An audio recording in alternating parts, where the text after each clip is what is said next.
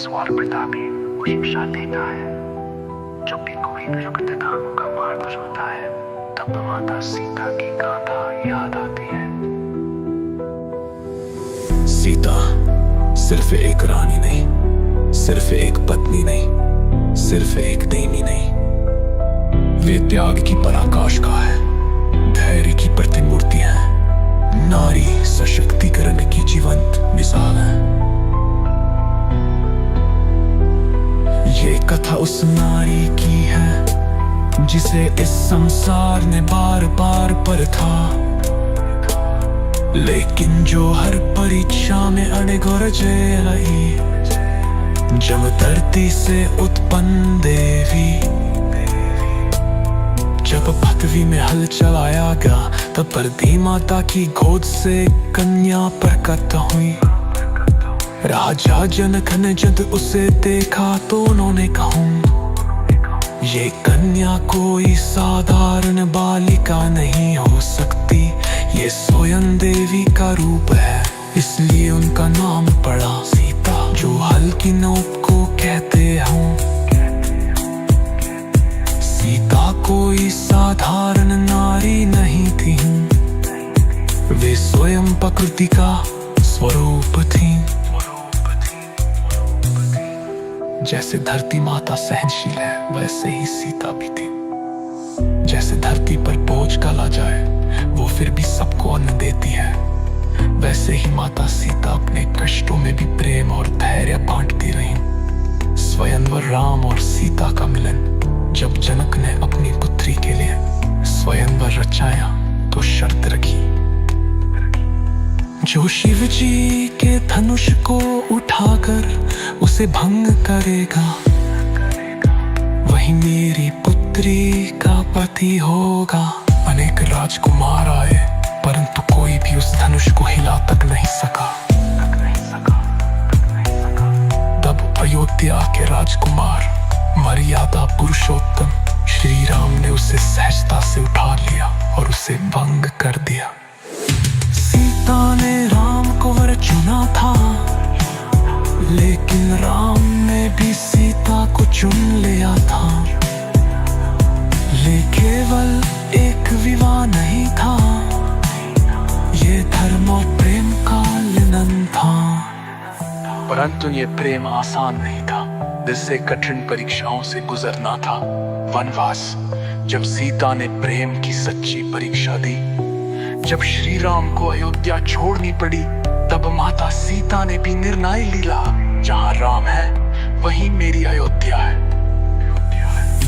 राजमहल छोड़कर way one में चली गई, बिना किसी संकोच, बिना किसी डर की।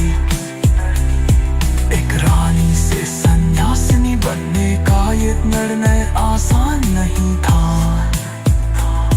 लेकिन सीता ने ये साबित कर दिया कि सच्चा प्रेम केवल सुख में, दुख में भी समर्पित होता है। लंका में सीता की अपनी परीक्षा, रावण ने जब छल से माता सीता का हरण किया, तब उन्होंने न केवल अपने पैर की परीक्षा विपन्न की। जब भी कोई नारी अपने सम्मान के लिए संकारा करता है, जब भी कोई प्रेम निस्वार्थता की परीक्षा देता है, जब भी कोई व्यक्ति धर्म का मार्ग चुनता है, तब माता सीता की गाथा याद आती है।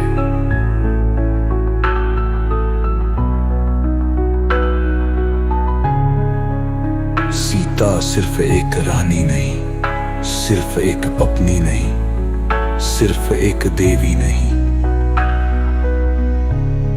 वे त्याग की पराकाष्ठा है, धैर्य की प्रतिमूर्ति है, नारी सशक्तिकरण की जीवंत मिसाल है।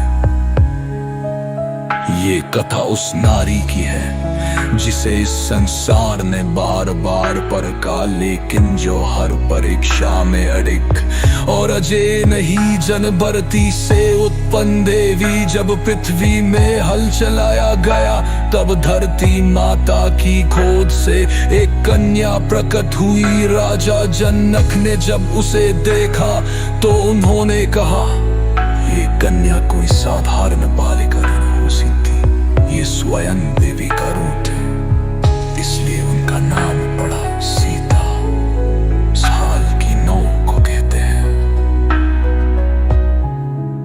सीता कोई साधारण नारी नहीं थी, वे स्वयं प्रकृति का स्वरूप थी। जैसे धरती माता सहनशील है, वैसे ही सीता भी थे।